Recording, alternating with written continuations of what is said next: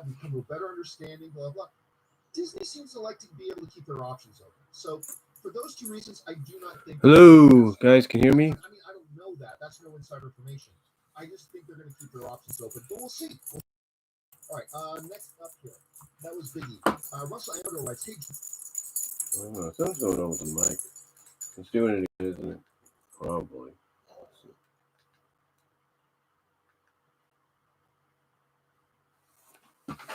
Hello, can you guys hear me? Hello, can you guys hear me? I guess you can. I guess you can. Sorry about that. Basically had some trouble on the last stream. I don't know what's going on sometimes with this, you know.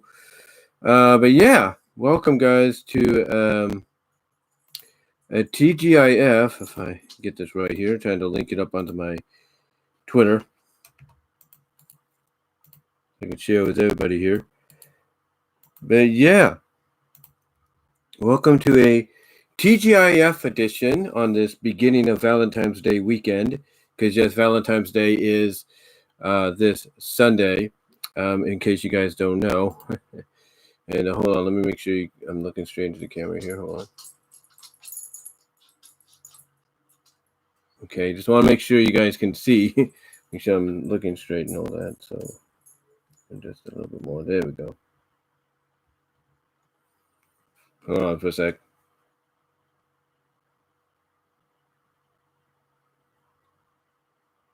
Okay. Yeah, but again, welcome to this special TGIF edition of Topics on My Mind for today, February 12th, 2021, the beginning, like I said, of Valentine's Day. And we do have a variety of topics to talk about, as you could probably tell in the description. We will be talking a lot today on these variety of subjects. So, here we go. And if I get up a little bit, guys, it's because I'm going to be checking the mail, taking a break, probably giving my dog a little bit of a snack and all that. And also keeping an eye on her. She's got these like little hot spots and everything. It's that time of year where, you're transitioning from winter to spring and you got the fleas and all that coming back in, the bugs trying to come back in. Well, let's just say that the fleas are trying to hang on as best as they can, to what's going on. So if I get up a couple of times, guys, I do apologize. And I do apologize if there's any kind of like abrupt stream interruptions, like the internet goes off or something. But I seem to notice that it's more so not just with possible interference from other people around here, but it's kind of like Microsoft Edge is acting up lately. They're not basically as reliable as they used to be. Not saying they still ain't workable. They still work. It's just that I think, Microsoft has to do a lot more with what they have before they do anything else. You know what I'm saying? In other words, what I'm trying to say is basically they need to work out a lot more bugs. Like if they're trying to get to the level that Chrome and Firefox and all of them at, they really need to work a lot better on that down the line. But anyway, though, guys, and hello, Samuel. Nice to see you in the live chat. Yeah, super chats are also open, guys, and I will provide in the description later on when this is all said and done the links to where you can find my other content. BW Rose's discussions. You can find that at the various podcast locations like Spotify, Amazon Music, iHeartRadio, Apple Podcast, aka iTunes, Breaker, Stitcher, Google Podcast, most of what you're used to, Bullhorn. The only one that I'm still working on is Pandora. I don't know what's going on there, but Pandora is one I'm trying to work on. But the rest you can find me at, like I said, most of them you can find me at Israel Radio Public. You can also find me at Vimeo, as well as also I have the Brian's Discussion Patreon. If you want to donate to that, it's only $1 a month to help me out. Not much, just $1. I'm sure a lot of us can afford that. So if you want to do that, it's up to you. And super chats are open, like I said, for you guys to donate if you want to. So yeah, basically just letting you know what's going on, and hopefully you guys enjoy this Topics on My Mind podcast as well. So you can also find my other secondary channel, which is Brian's Discussions. Not much has been added to that just yet. I also have a Daily Motion channel. Again, links will be provided in the description, or go to my homepage, go to the About section, click on that here on YouTube, scroll down, and at the bottom you'll see all the links as well. But we have 8 topics to talk about today. We have 8 topics to discuss. And these are the topics. As I go check something real quickly, guys.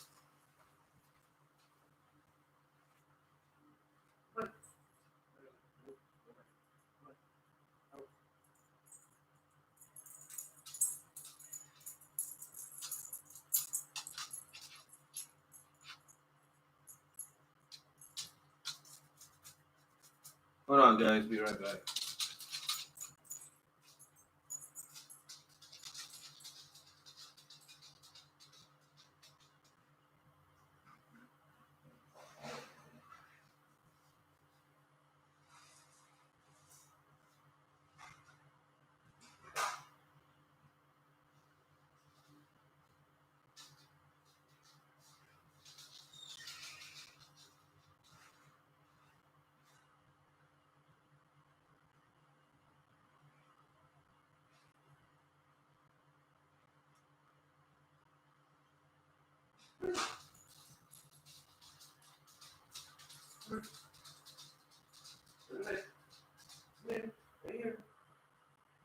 Come on.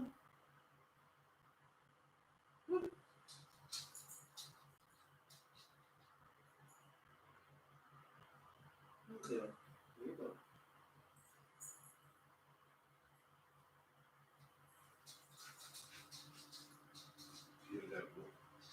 Be right back, guys.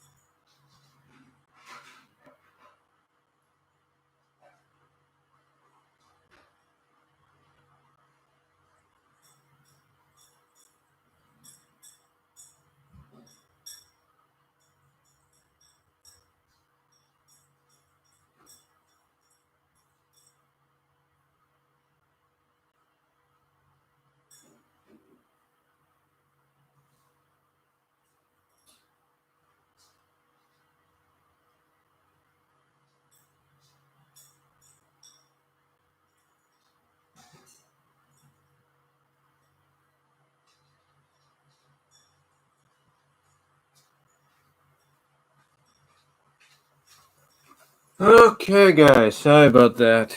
Let me see how long it was. I do apologize. Ooh, 13 minutes.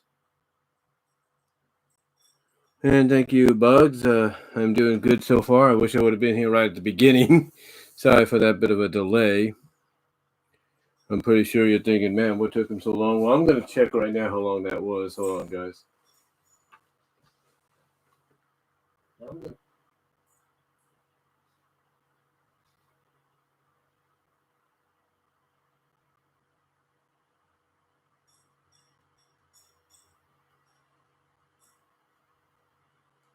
So I left around the, according to this, negative 7 minutes, 51 seconds. Yeah, it took about, up to now, yeah, almost 6 minutes. I do apologize for that, guys. I had to feed my dog some meat. We haven't given her meat in a while because, she's older and, last time we gave her meat, she either didn't feel well, something happened. I don't know. But the meat's good. The meat is good. It's pedigree, so it's good.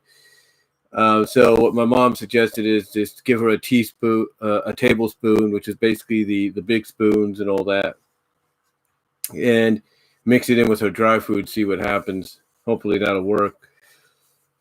So that's what I did. I put it in a smaller bowl, mixed it in together, and hopefully that works. It's worked before. So, I mean, what I do sometimes when I give her what's known as the carry-out meat snacks, basically I basically mix it in with her dry food. I crunch it up a little bit most times and just put it in with her dry food, and she eats it like that. And then, not only does she eat the snack, but she also eats her dry food as well. So, there's that. But anyway, getting back to the topics we were going to discuss today. So I do apologize, though, about that. I had to take care of what I had to take care of. I'm not the only one that does that. One of the guys I watch, John Campia, does that too. He has to take like a couple of minutes, almost like in total, I would say 30-minute breaks, 5 to 10 minutes each, to get his drink refilled, stuff like that. But anyway, let's talk about these topics, shall we? So let's list them off so far of what we're going to talk about today. One, we'll give our thoughts on WandaVision so far. I've done some videos on that. I even super chatted John Campia earlier this morning, so they will be read off hopefully during the opens discussions later on today. We'll talk about that. Number two, we'll talk about could IDW Comics do the same thing with the Sonic comics as they did with TMNT, which was the Archie comics. We'll talk about that. Number three, we'll talk about Disney Plus reaching its 990. Well, what I'm trying to say is the third topic we'll talk about is Disney Plus reaching its 95 million subscribers goal in its first full year. Basically, it's a goal that they had long term, and we'll talk about that. Number four, we'll talk about Plastic Man to be Plasic-Woman for film adaptation and the fun they could have with this. I've talked about that in a video separately when that news came out, so we'll talk about it more because we haven't heard much. Number five, and I just saw the news on this today, whether you believe it or not. Why are COVID-19 vaccines rolling out slowly? Why are COVID-19 vaccines rolling out slowly lately, or are they? We'll talk about that. Try to answer that because I know, there are some people that are wondering, okay, why we, it was ramped up, it was going quick, and now it's slowing down. What's going on? So we'll talk about that. Number six, actually, we'll talk about the 2021 My Little Pony movie to be Netflix bound in September. Yes, this is major news that just came out. Number seven, we'll talk about Disney shutting down Blue Sky Studios and what could, happen afterwards. And number eight, because Pat Contra of Pat the NES Punk during the CU podcast talked about this, we'll talk about the 30th anniversary of Street Fighter II, the World Warrior. And, that's basically one of the more popular editions, back then when the series was out.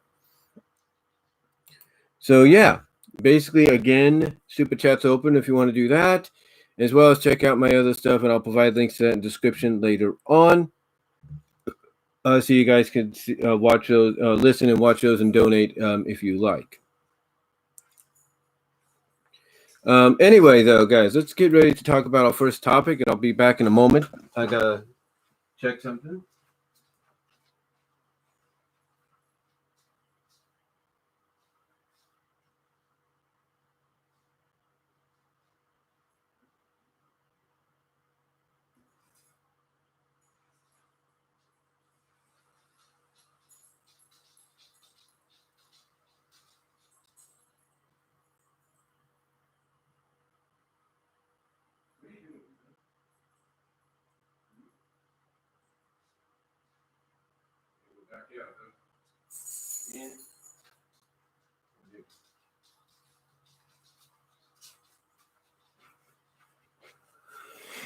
Okay, if I have to get back up again, guys, it's probably because I gotta let my dog out to go potty. She just ate her meat and dry food combination, if you will. Oh, she might lay down. I don't know. But yeah, we're gonna get into our first topic first. I wish I could do this right away, but gotta check a lot of stuff and all that. Just to also let you guys know, there will possibly be package openings today if what I'm estimating is true, according to the U.S. Postal Office and the various package carriers that are, just trying to mail out the package distributed as we speak. So there might be some package openings today as well. And I think the United States Postal Service needs to update, the systems, if you know what I mean. Yeah, so let me go check something real quickly, guys.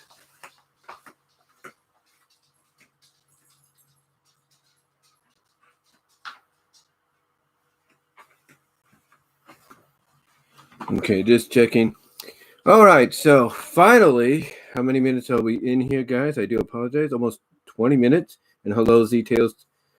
Again, super chats are open for those of you that are joining in if you want to donate, as well as, like I said, check out my various other areas for the BW Roses discussions on the podcast, my Vimeo channel, Daily Motion channel, my Patreon, where you can donate $1 a month, only $1. Nothing too wrong with that if you can do that. And yeah, that's about it. So anyway, though, guys, let's get into our first topic here. And our first topic is we're going to give our thoughts. I'm going to give my thoughts, I should say, on WandaVision so far. Now, as you may have noticed over the past couple of weeks, I have been talking about WandaVision as I go check on something.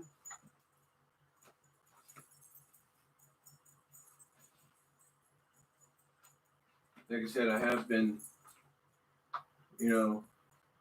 talking about WandaVision over the past several weeks, giving my thoughts, participating in discussions, super chatting people like John Campia, listening to what he and the likes of, Alex Hicks, just Alex, on his secondary channel known as Alex Reviews Everything, and Jeremy Johns, Blind Wave, Double Toasted. A lot of people that want to give their thoughts on WandaVision and how, on how each episode is really just like raising the bar a little bit and exceeding expectations. And I've given my thoughts on it a lot, even in, like I said, super chats.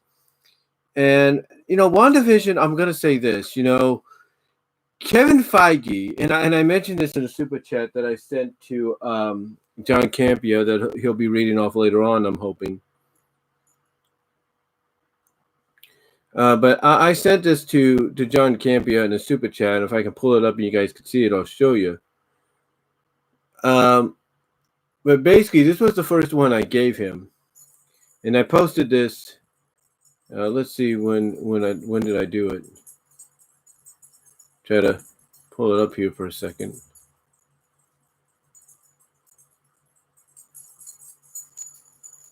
You can do that. And my dog just ran into the door by accident. She was trying to turn and boom, she hit on the door. She's fine. She's okay.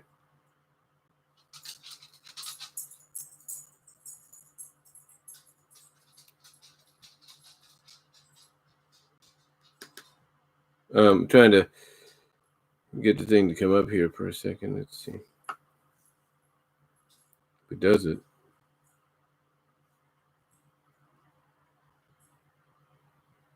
There it is. So yeah, I sent this to him. Well, that's actually another one. Hold on.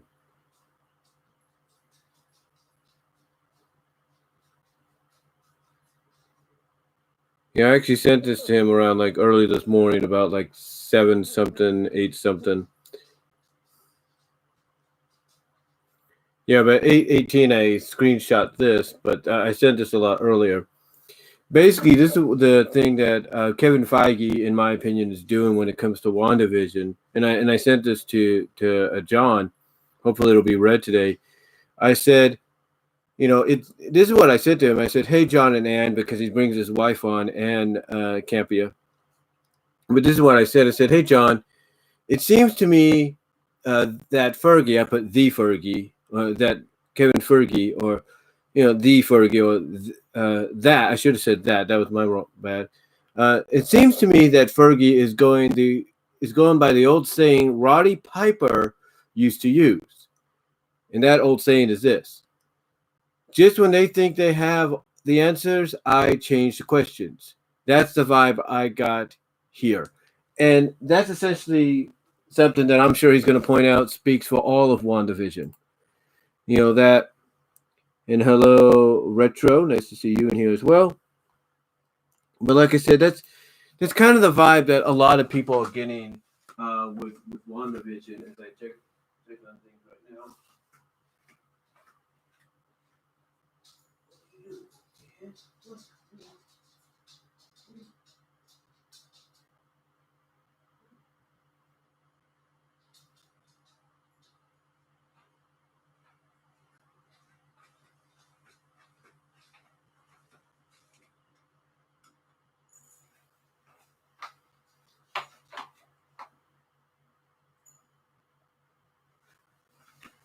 But like I said, that's kind of the vibe that I'm getting with WandaVision. I'm sure John Campia will probably agree with that because, it seems that every week when someone like John Campia or Alex Hicks of Alex Reviews Everything, Just Alex Central, formerly the Lex-Man, and Jeremy Johns and Double Toasted and Blind Wave and all of them, Angry Joe Vargas, that seems to be the vibe everybody is getting with WandaVision. That just when we think we have the answers, or just when we think we've figured things out, we've pretty much pieced it all together. That's when Kevin Feige decides to change the questions or throw us that curveball that we don't see coming, that twist we don't expect. And to me, he's doing that with WandaVision because it seems like every week, we seem to get a better idea of what's going on, but then we're thrown a curveball. I mean, it's like, last week with episode 5, it gave the vibes that somebody else is, helping out here. Like I told John Campia several weeks ago that at first I thought Wanda was 75% in control, and then, the other 25% was somebody else. And then last week it furthered my confirmment, if you will. It basically solidified my confirmation that she is in control, but now it seems she's more 90% in control, while 10% is somebody else. And that 10% could be anybody. It could be anybody. And I even mentioned the fact that it could be Mephisto, because Mephisto is known in the comics. I don't know how to do it here, but he's known in the comics to prey on the mentally fragile. A good example of that is with Spider-Man One More Day. Basically, One More Day, and if you want somebody's real opinion on it, in character and as themselves, check out Louis Lovehog, aka Linkara's 200. I think it was his 200th review, 300th review, but check out his review on it, and I guarantee you not only will you get a very in character and out of character kind of shoot style, review on it and how he feels it doesn't work, and basically asking, what was Joe Quesada, I think who's the person, one of the people behind it, what they were thinking, but also the fact that he just doesn't like the idea that you're bringing in a character that's literally the devil in the MCU or in the Marvel universe, and having them be utilized in a way that basically makes the characters, the heroes, look stupid.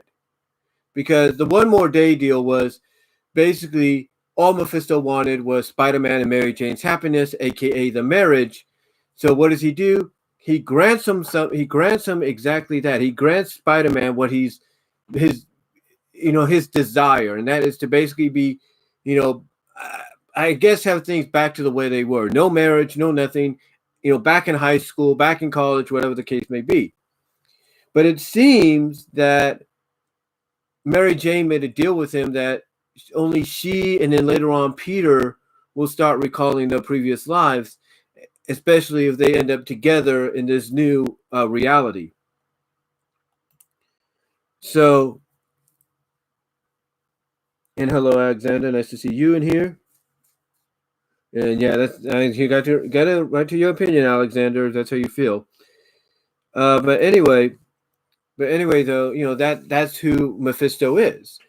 And he's had that trait, displayed in the comics many times throughout his duration in the Marvel comics, in the Marvel universe. But now it seems he's probably going to be showing up in the MCU.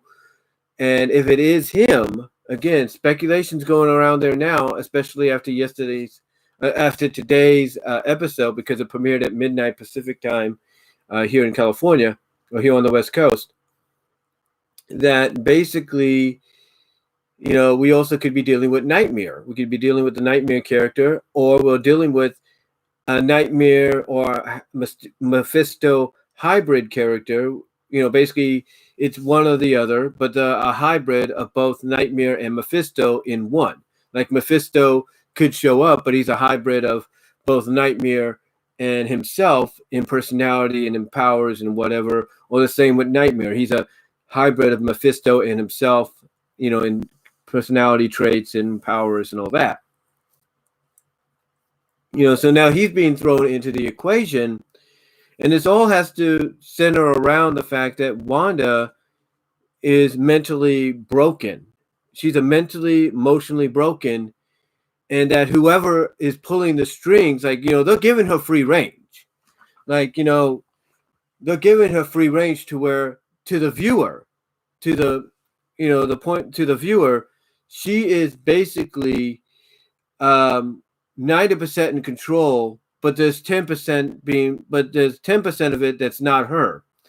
And sometimes the lesser number is the greater of them both, believe it or not. That even though somebody could be 90% in control or feel like they're 90% in control in the eyes of others, there's that individual or that group of people that have that smaller percentage that have a greater control than the 90% that the person that thinks they're running things has as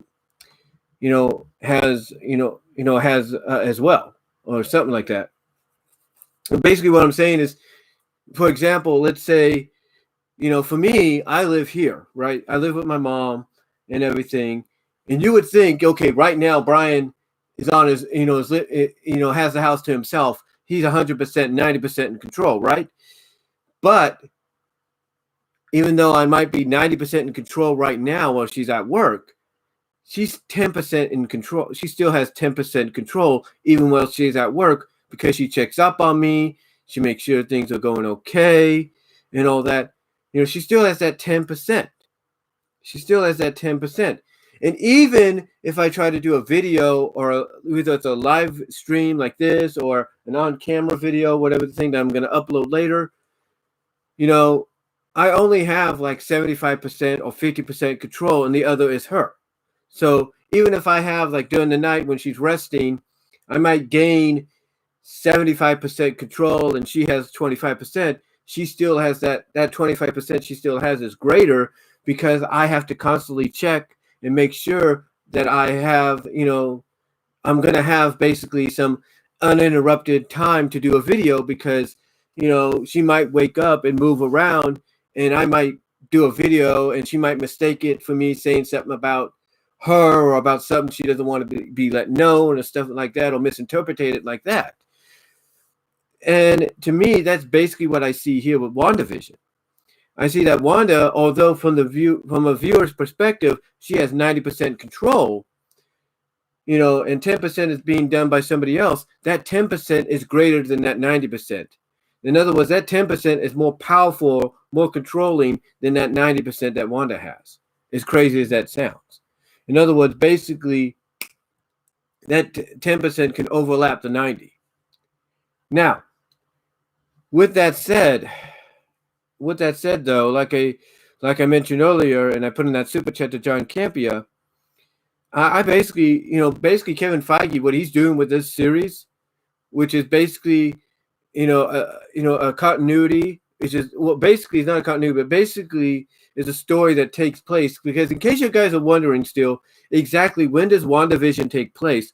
WandaVision takes place 3 weeks after Endgame in continuity, 7 months before Spider-Man Far From Home. You heard me right. Let me give you a perspective. You heard me right.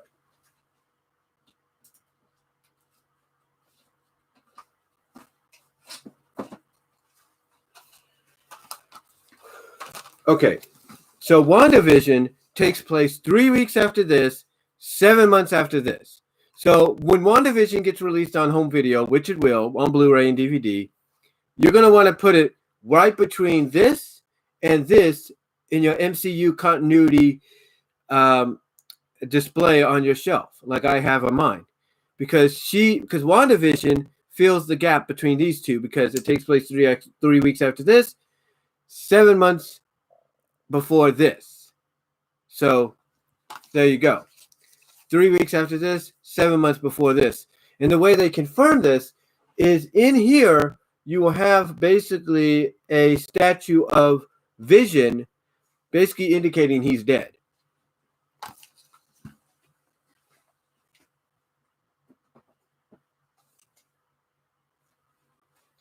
So basically you have that.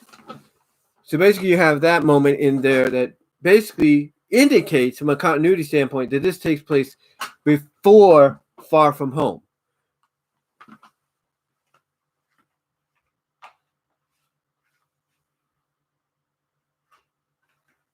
Like I say, you kind of just checking something again. Basically, also because I'm expecting packages. But like I said, you have this situation, you have this moment in that movie with Vision being memorialized in a statue, or with a statue, that basically shows you from a continuity standpoint that this WandaVision takes place before then. And this would explain possibly why we see J.K. Simmons, a character, Jonah Jameson from the Tobey Maguire Spider-Man movie, Tobey Maguire Spider-Man movies, show up at the end and reveal and show the video of a Mysterio admitting to the world who Spider-Man really is behind the mask. And here's the thing: when you see him in there, you're thinking, "Well, wait a minute, he's a Tobey Maguire Spider-Man character. What's he doing here?" And basically, you can probably throw in the multiverse for that happening. Because again, continuity standpoint, it takes place 3 weeks after Endgame, 7 months before Far From Home, and then afterwards, this leads directly into the third Spider-Man, and it takes place like 2 months after the second one, and then that leads into Multiverse of Madness. And I gave my thoughts honestly on again. I gave my thoughts to John. I super chatted John Campia, and tipped him basically with the same questions, because super chat wise, my question wasn't answered until about the day or so later, not by John but by Rob, which isn't a bad thing. It's not a bad thing at all. And they both gave their answer on it, and both kind of agreed that they could see this happening, because I told them honestly that at the end of it, yeah, when it's all said and done, there's a possibility, because if you watch Winter Soldier all the way through, there's a post-credit scene where we see Quicksilver, Pietro, and Wanda in these like little cases or something like that, and Wanda's like this. You know, she's just popping things, and according to John, she looks angry, you know, when she's doing that. And he kind of agreed that we could potentially see that. And Rob and him both kind of in a way agreed individually on their own when they answered the question. We could see that. We could see Wanda being, you know, ending up just like that, mentally broken, back as we first saw her, and she's just doing this. Bing, bing. She can be gone mentally. Now, there is a chance that I think, you know, I don't know. Correct me if I'm wrong.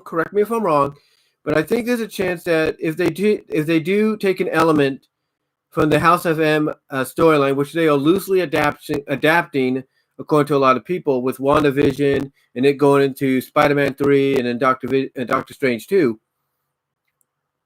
you know, you have to wonder, you know, whether or not, and the thing just went off of me again. I don't know why it does that. Second time I've done a live stream, and you know how your computer goes, you know, blanks out a little bit to go into a standby mode or something like that. You would think if you're doing a live stream, it wouldn't do that, but you know, it did it. You know, let me check something. Hold on, guys. Let me check something. Hold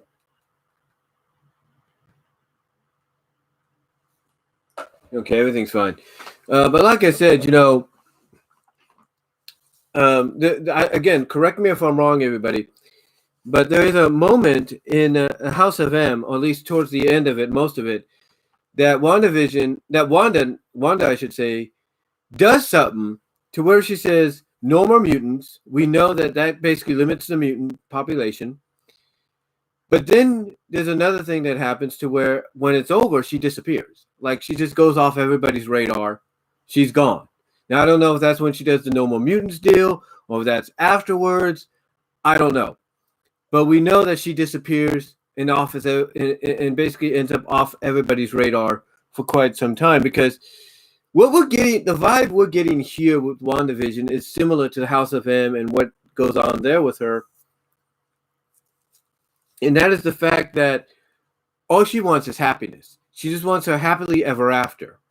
Now, I'm not going to be surprised that as we continue on with WandaVision and into Spider-Man and Doctor Strange and all that, where Wanda basically, because if you go back to episode 5 and she walks out of the dome, that also reality dome that she's created, and she tosses the drone back at them and says, hey, this is your only warning. Leave me alone. And then she also says, I got what I want, you know, and I'm not going to let anybody take it away from me ever again. Now, you got to look and you got to interpretate that. You got to interpretate that as to what is she talking about? Is she talking about vision? You know, is she talking about having her happiness, having a normal life? You know, what is it? Because if it's both, if it's vision, like I got what I want, which is vision, nobody's going to take him away from me ever again. Okay, fine. But here's the other thing. Is it, you know, normalcy? Is it having a normal life without having to worry about anything? You know, is it that? Because you have to think, okay, you know, she's telling them she got what she wants and nobody's going to ever take it away from her again. Because you got to remember when in Infinity War, her and Vision, you know, were living on their own. They were living together, happy, all that. Nobody was disturbing them until everything started to go to heck, if you know what I mean. And hello, Connor Hodge. Thank you for joining. And again, guys, super chats are open if you want to donate there, as well as my Patreon is also open. $1 a month helps out. It's not much if you want to do that. Again, links will be provided in the description later on, or you can go to the About section on my homepage here on YouTube. Click on that, scroll down, and then you'll see the links to my podcast, to where to find my podcast, my audio podcast, as well as find my Patreon, my Vimeo channel, and Daily Motion channel. And there you go. So again, Super Chat's open if you want to do that, as well as, $1 a month at Patreon really helps out if you guys want to do that too. But anyway, getting back on topic here, you got to wonder what she's talking about, because like I was saying, before everything went to crap in Infinity War, her and Vision were living happily. They were living happily, on their own. I think what was in New York or in another part of the world, Europe or something like that. And one thing that Tony Stark told Bruce Banner was Vision had taken himself offline, and that he was evolving. Because Banner's like, look, we got to find Vision. He has the Mind Stone, and if Thanos finds him before we do, he's screwed. He's effed, if you know what I mean. And Tony Stark's like, yeah, Vision took himself offline weeks ago. I can't communicate with him. And again, this is when he tells Bruce, because Bruce is like, well, come on, tell me you lost another Superbot, and he's like, no, he's more than that. He's evolving. Something like that. He goes, I didn't lose him. He's more than that. He's evolving. Basically acknowledging that Vision is becoming more than what he was. And, this does bring into question one thing, guys. And maybe I should have asked this as well, and perhaps I could still do it, although it might be answered in a companion video. It makes you wonder if perhaps Wanda is the one that, suggested to Vision, take yourself offline. Take yourself offline so he doesn't find you, and we could, live happily. It makes you wonder. It really puts into perspective and makes you wonder if perhaps, it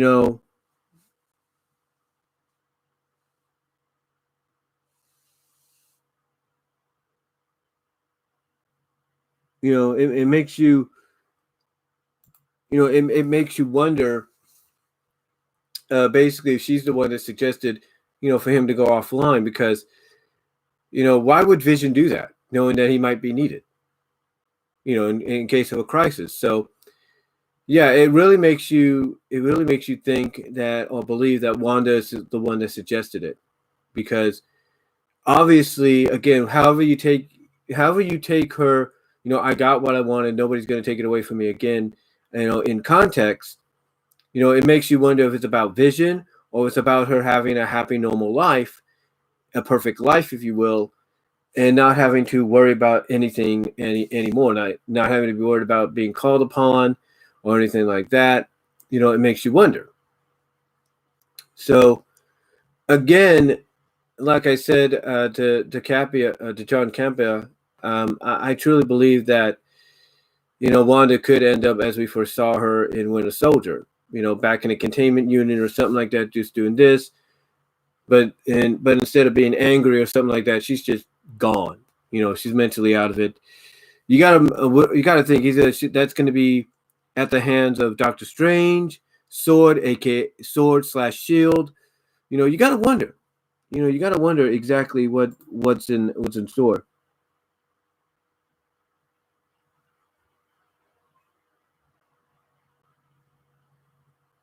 Okay, whatever. But yeah, it just really makes you wonder what's in store, and it's like, it seems, because one thing I did mention to him as well is, it seems that anything that disturbs Wanda's reality, because one thing about this show is, you got to think, basically, how, again, going back to what I talked about earlier about Wanda having some control, 90% of control, her being given free range by whatever other entity or power is out there.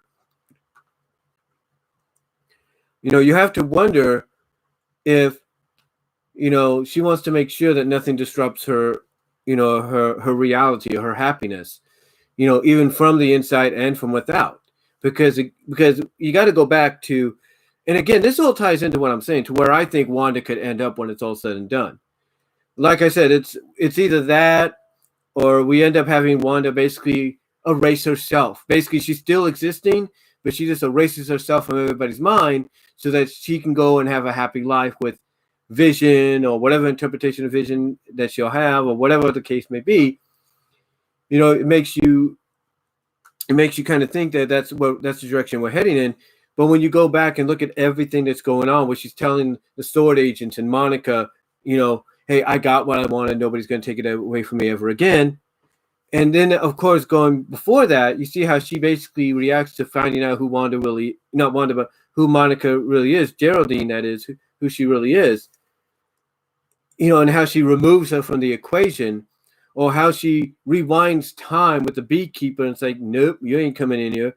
Or she basically blanks out the TV screen for a lot of viewers, even though those of us watching, and then it comes back up and it's like she just blanked it out to kind of change it into what she wants. You got to think about how much control she really, not only does she have, but how far is she willing to go, basically, to have her happiness? To basically be like, leave me the F alone, let me have my happiness. You gotta ask yourself, how far is she willing to go? Is she willing to basically say, hey, look, let me go all the way to when the kids are grown up and out of the house, have a series finale, and everything, pass away in story with Vision, and then, hey, everybody's free because I got my happy ending. Is that what she's heading for? We don't know. We don't know. It's a good question, because that's what the series is doing. That is what the series is doing. It's making you wonder exactly what's going to happen next, because as I said in the super chat to John Campia that he'll be reading off later, hopefully, Kevin Feige's going by that old saying of just when they think they have the answers, I change the questions. Now, I also pointed out to him something else that Screen Crush here on YouTube actually talked about. I think it was Screen Crush. And they said this, because I mentioned this to him. I said, folks, and this is the other super chat I gave him. I said, folks have been speculating that Wanda has a split personality similar to Gollum's in Lord of the Rings. This may explain her change in tune in the series, or change in tone in the series. And what I mean by that is, in Lord of the Rings, Gollum has basically has to give himself two distinct different personalities to kind of basically make a decision whether he wants to help or not help, whether he wants to do this, whether he wants to do that, and he's got these two different personalities that basically are like fighting within him. Like he could be like this, like, oh, I don't want to do this, I want to help them. And then the other side of him could be like, you can't help them. You shouldn't help them because they just want what you have. And that's what it is. So you have to wonder if Wanda has developed that as well. And that's a question that a lot of people should be asking themselves. Has she gotten to the point where she split herself in two and she can't tell the difference between her alternate sitcom reality self and her MCU self? Makes you curious about, where they're going to go with it in the future. Because a lot of people are saying that this is going to lead to her becoming, the big bad in the MCU, at least for the next couple of movies. Now, the other thing that I did point out to him as well, I did ask, Kevin Feige this. I mean, not Kevin Feige, but John Campia this, and hopefully he'll answer. I said this. I said, I don't know if anyone thought of this, but what if Hayward, that being the acting director, what if Hayward is tied to General Ross? It would explain his actions towards Wanda similar to Ross's actions towards Hulk. Now, I'm not saying it's the same kind of actions, but the similar. And what I mean by this is when they send the 80s disguised drone in there, unbeknownst to Monica and Wu and Darcy, that it's armed, but it's only known to Hayward. It makes you wonder if he is tied to Ross somehow, because Ross, you know, basically not understanding that, hey, Banner Hulk is not bad, even with the hybrid now version of Banner Hulk, if you will, Science Hulk as they call him. He's not a bad guy. He's just trying to help. So it makes you wonder if, even knowing that Banner and Hulk have kind of become this amalgamation of who they are, this merged version of who they are, it makes you wonder if Ross still resents Hulk, still doesn't trust Hulk, with even with how he is now, how he and Banner are basically now one. It makes you wonder if perhaps he feels the same way about all the heroes. I mean, he is responsible for kind of starting that initiative in Civil War, in the adaptation of Civil War. So it makes you wonder if Hayward is tied to Ross in some capacity. Like Ross told him, hey, go join this organization, see what they're up to, but get back to me, let me know what's going on, and I'll give you an idea or suggestion or whatever, or an order to do. And you also have to look at how Hayward explains to Monica and Wu and all them, hey, Monica, you were gone for 5 years. You don't know what we went through, okay? You have no idea what we dealt with. So, and it's very similar to Ross saying, look, you don't have, basically when he explains to the heroes and to his daughter, who was, I think, the love interest of Banner at one point, basically saying, look, I understand Banner's a good guy, but how can you trust him when the Hulk comes out? How can you trust him if the Hulk emerges? How can you trust him to control it? And I'm sure Ross sees this hybrid version of both of them now, and it's like, yeah, you might be, together now, but who's to say the Hulk side of you won't want to come out and take over? So it's kind of that distrust. It's that distrust and not wanting to take chances. So it makes you wonder if there's some kind of connection between the two. I could be wrong, but the way, again, going back to that saying that Kevin Feige uses of Roddy Piper's of, just when you think you have all the answers, I change the questions, or just when you think you have things figured out, I throw you that curveball. It kind of falls into that category. It makes you wonder if maybe there is a connection. But yeah, so far, WandaVision, I'm loving it. I'm loving WandaVision so far, and I cannot wait to see what they have in store for us later on. Because we only have, believe it or not, after this, 3 more episodes, 7, 8, 9, and there's speculation and rumor going around that they will be about an hour long each. So you're looking at a combined 3-hour film to finish off the series. Okay, so with that said, let's get on to our second main topic, and I'll be right back to talk about that in a moment.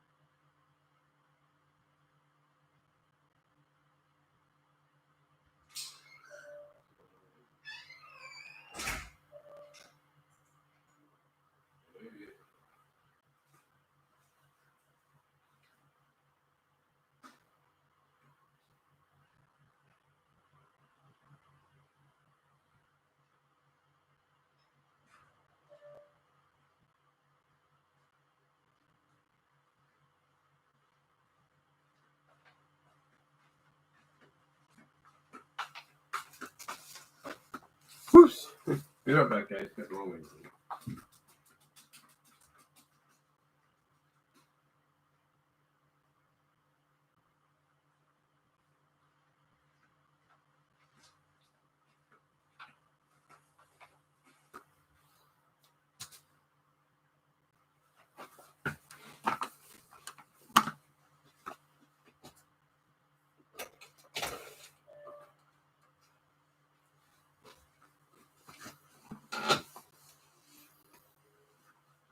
But yeah, like I said, I'm liking what WandaVision is doing so far, and can't wait to see what they got in store for the next 3 episodes. The final 3 episodes, believe it or not, for the series.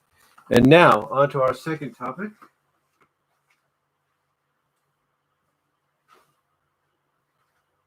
Checking something there.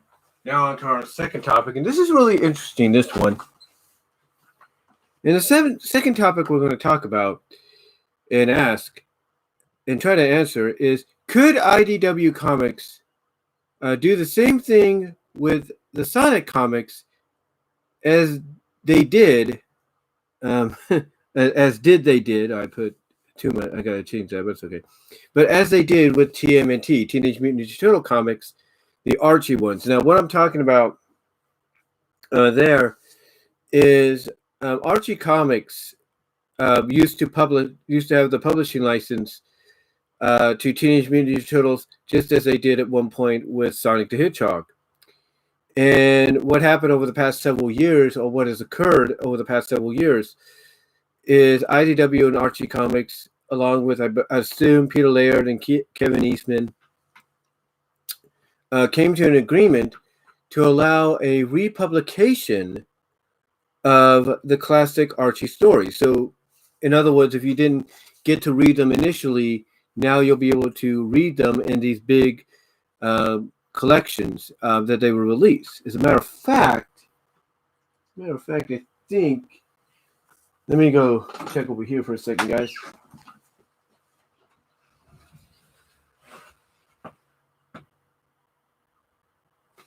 Hold on, I gotta fix something here momentarily.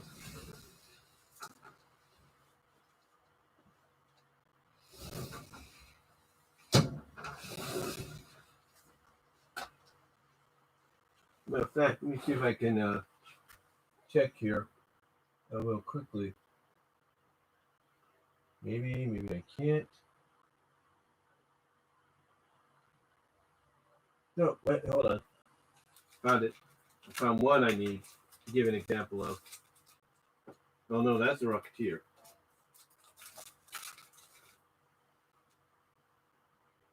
Let me see. Can I? Can I not? See. I think I may have buried them. But anyway, what I'm talking about essentially what I'm talking about is the fact that IDW, what they did is, and I think I can give you an example of what I'm talking about here. I don't think I have any over here.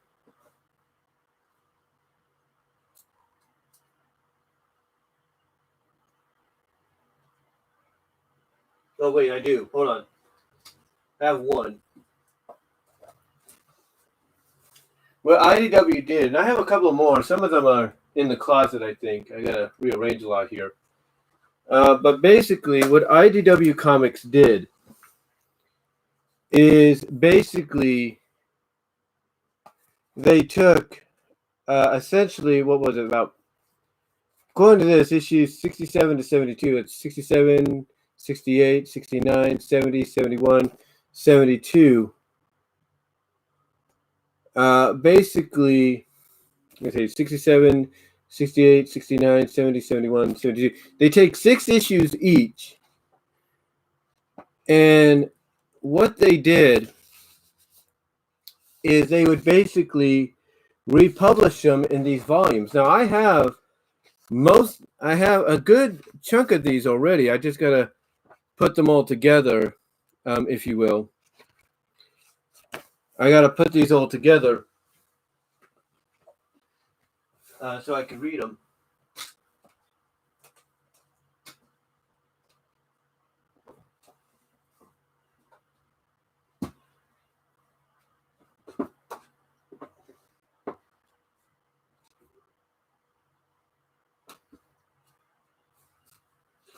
Yeah, but what IDW did is they take about 5, 6, 7 issues of the original Archie book, and they compile them, into these volumes that they released.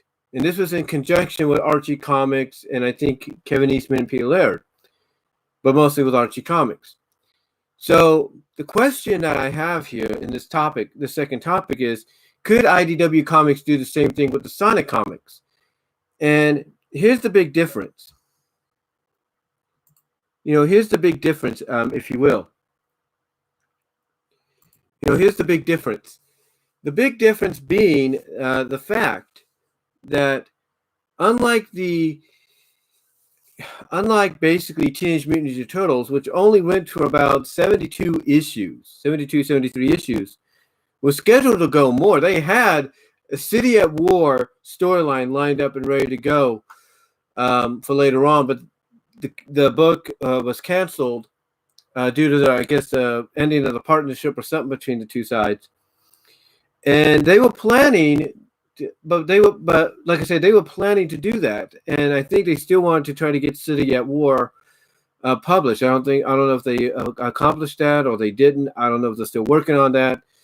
But the thing was, they wanted. But the thing was, before they could make that happen, the book was canceled. It ended. So what happened was, a lot of the stories were shelved. Any potential future stories were shelved. Ninjara Yumiko, the girl character that you saw in those pictures there of the book I was showing you, she was created by different people. So unless they were paid royalties, she was not to be used. Kind of very similar to Ken Penders in his situation.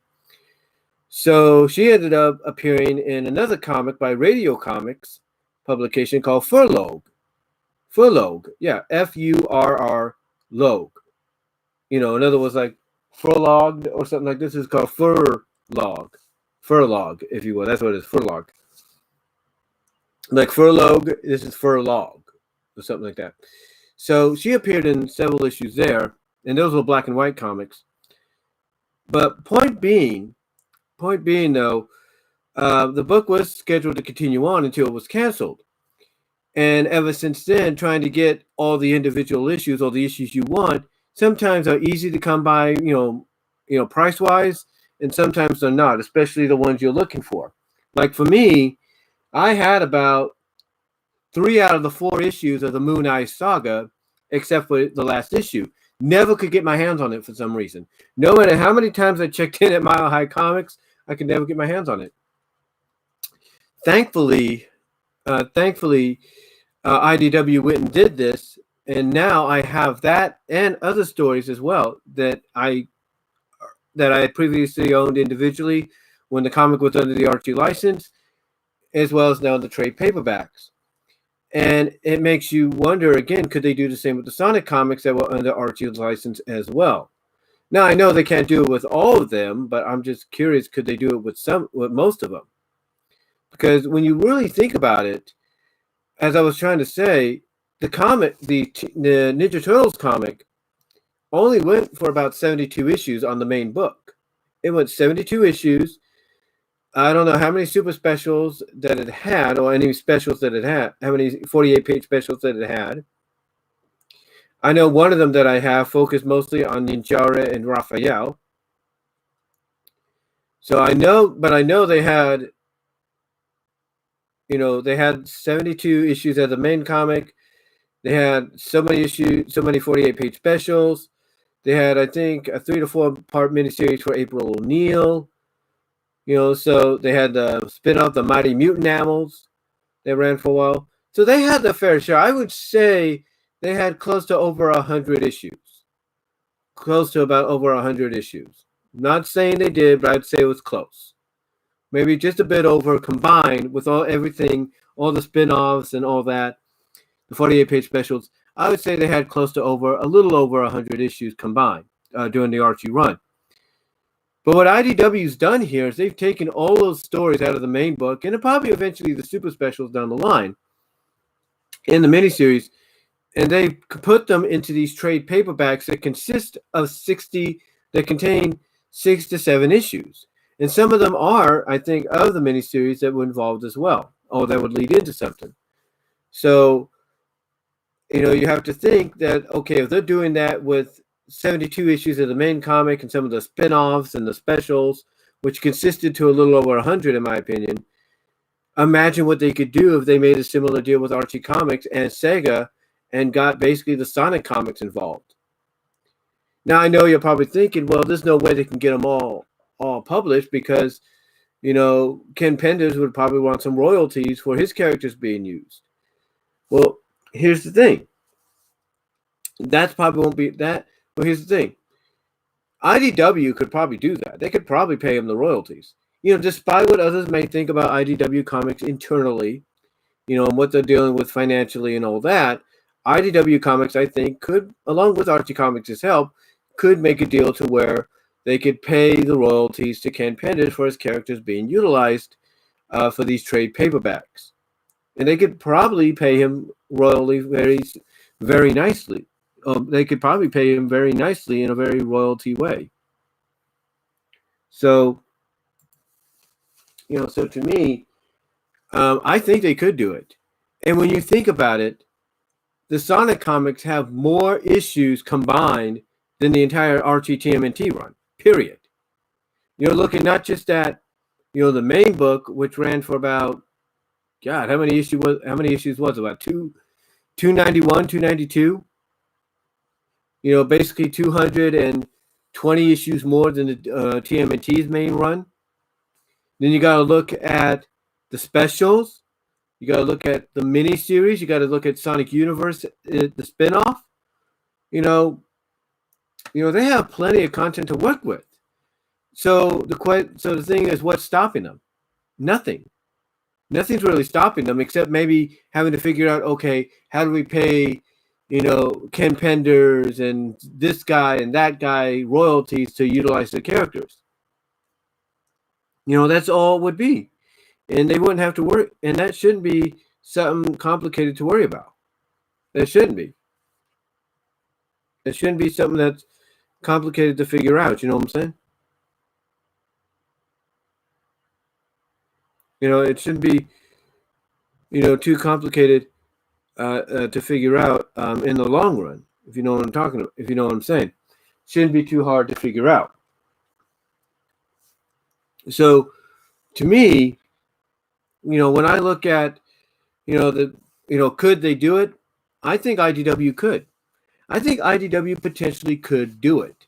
It's just right now that's not the main priority. But you would think that with this being the 30th anniversary of Sonic the Hedgehog, you would think with the movie coming out next year and then a new series, animated wise, coming out next year, you would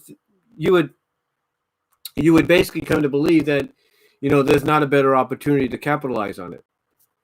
And pretty much Archie Comics did the bulk of it already. They did.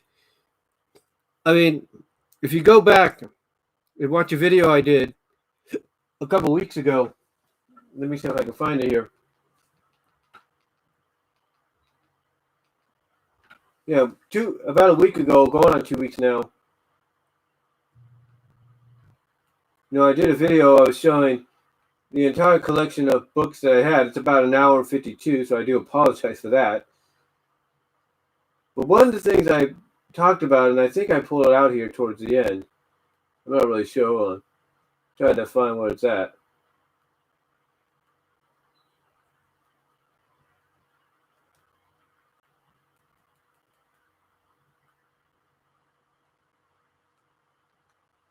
All the issues, as far as I know.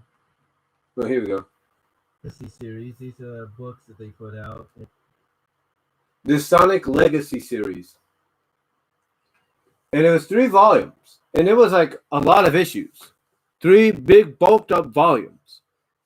And, they, like I said, Archie did most of the work there already. So all IDW would have to do is just get colorized version of those, bring them in, there you go. And then just continue from there. And that's it. You don't have to worry about anything else. That's it.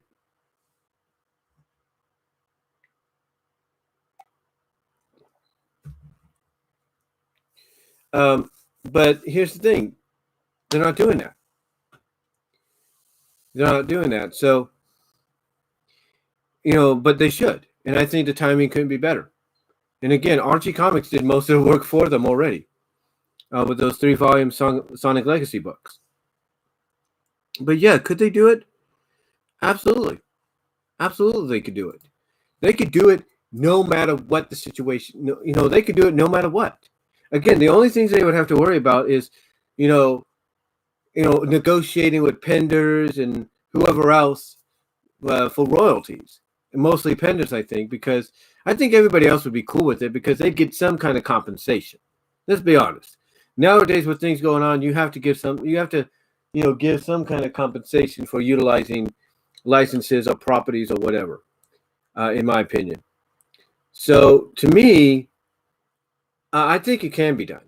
I really do. I think IDW could do the same thing they did with the Archie TMNT series, and they could do trade paperbacks, with these comics. So most of them, if not all of them. The Knuckles comics are another thing. That's where a real negotiation deal with Kim Penders would have to come into play. But I think they could. I really think they could. And again, Archie Comics already did the work, the bulk of the work for them when they did the legacy books, when they've done the archive books, stuff like that. So all they'd have to do is just, go from there. Just probably like with the archive books, just enlarge the issues to regular size, and there you go. But the point that I'm getting at is, I think they could do it, and they can make a lot of money. They can make a lot of money for them, a lot of money for Archie, a lot of money for Sega. Have enough money to give back royalties or pay royalties towards the likes of Penders and all that for the utilize of the characters in these stories, the republication of these stories. I think it can be done. I really do. And when you look at the fact that the original Archie TMNT comics, combined, all 72 issues had 16 volumes of the IDW trade paperback re-release, 16 volumes, you can only imagine how many volumes they could sell with this. If they decided to do it. They could sell a lot, and they know it. They could publish and sell a lot, and they could have money coming in like it's nothing, because Sonic is still a major property. It's still a very hot, popular property, and the character is popular and everything. You have characters that people like to read about or like to see in these stories that are still popular in the eyes of a lot of folks. I mean, a lot of people still are behind Sally Acorn, hashtag Raleigh for Sally, Sally for Dash, Sally for Speed Battle, Sally for Prime, for the new Sonic Prime series. You got people coming out and saying, hey, this is how I think she could come back, or this is how I think you could reintroduce her, stuff like that. You still have those kind of characters. So, again, I don't think there's nothing stopping IDW except themselves. They did it once with Archie. I think they could do it again. But the only thing now, the only added ingredient that they have to get the thumbs up and okay with, which I'm sure they will, is Sega. I think those are the only one. That's the only other obstacle they have to deal with. Otherwise, besides that, I think they could do it. I think it can be done. It's just up to them.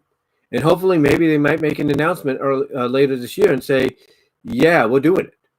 We're doing it to coincide with the anniversary of Sonic as a franchise, and we're doing it to coincide with the new series coming out on Netflix next year and the movie.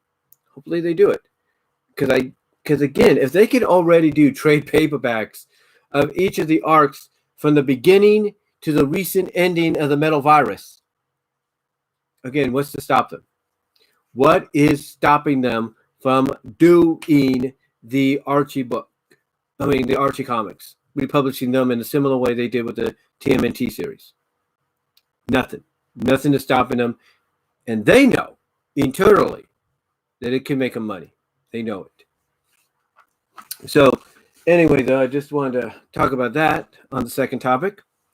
Now let's get on to our third topic. Our third topic is this: Disney Plus. Yes, Disney Plus reaches its 95 million subscribers goal in its first full year. Yeah, the goal basically originally that Disney Plus had planned out, from what I understand, was to get to about 95 million subscribers in 4 years. That was a 4-year plan they had. Well, basically, they reached that 95 million subscriber goal within a year. And you know what? Despite how you might feel about Disney right now and what they're going through eternally, you know, how they're dealing with the situation when it comes to the pandemic, stuff like that. You cannot deny that when they they come up with an idea, when they come up with an idea basically to run with something in the future, that they succeed. You can't deny that, because that's exactly what they did. They came up with the idea of, hey, let's do our own streaming service. Let's stop relying on Netflix, on Hulu, on Amazon Prime and all of them. Let's have our own service, because we have this whole peripheral of content, that hasn't been seen in a while or needs a steady home. Why not do it? And that's what they've done. And they did a great job here. They did a tremendous job, in my opinion, in the 1 year. Yeah, it took them time to get some content up there. I mean, everybody was wondering, okay, where's the Muppet Show? Where's Disney's Dinosaurs? Where is this? Where's that? And eventually, when they made the announcement that they were coming, people were excited. Because if there was one thing that was kind of holding them back from probably fully subscribing and staying on for a while, it was not having access to those properties. So to me, I have to say that they did a tremendous job. And the only thing, but again, going back to not having certain properties or stuff on there, that's to me holding them back from hitting that 100 million goal. And they're not going to probably hit it anyway. Whether they put on certain content or they don't, they're going to probably reach that 100 million subscriber goal anyway. But to me, there are things on there that they should put. Because here's the thing. They're putting up these descriptions now of stating, oh, this movie and this cartoon represent things that we don't stand by anymore because they were filmed at the time that these were okay. These things were okay. Or they're locking off certain movies now because of their tone. And only if you're an adult with the subscription, only then can you access them for, let's say, kids to watch, like Dumbo, Aristocats, Lady and the Tramp, what else? Pinocchio or something like that. It's like you're locking them off for, I guess appropriate reasons, if not justified reasons. But you were already letting everybody know that, in your parental guidance, in your descriptions of your program, that there are certain things, that they're going to see that, don't reflect your values and everything nowadays, but were done because of the time frame they were in. So, despite your decisions to do that, again, there is certain content that you could still do it with that people want. Like, folks want Song of the South. They want it. But Disney doesn't want to put it on there because of what it represents. But yet, they're willing to not lock away, but basically, when it comes from a kid's access to Disney Plus, block the likes of Dumbo because of what it, represents or what it describes. So, to me, honestly, I think, despite some of the decisions they make, and hopefully they correct them, Disney has earned this. Disney has earned this distinction. They've earned this praise that they're getting for, reaching the goal, the 4-year goal within a year. And I can only imagine the success, that they'll have later on, because it's not just the shows of the past, shows and movies that they've had locked away or shelved indefinitely that they've brought back out that's helping them succeed with this streaming service.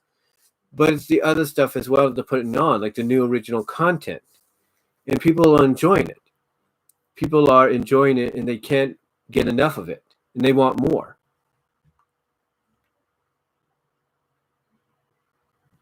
So hopefully, Disney, keeps the momentum going. Hopefully they correct certain decisions they make, with certain other properties and movies and shows that, yes, from a, racial and ethic standpoint are justified to be not seen right now, but hopefully they find a way to work something around that. And probably if they have to go the route they did with Dumbo and Aristocats and all them, then so be it. But yeah, Disney's on a roll here, despite some other situations they're going through.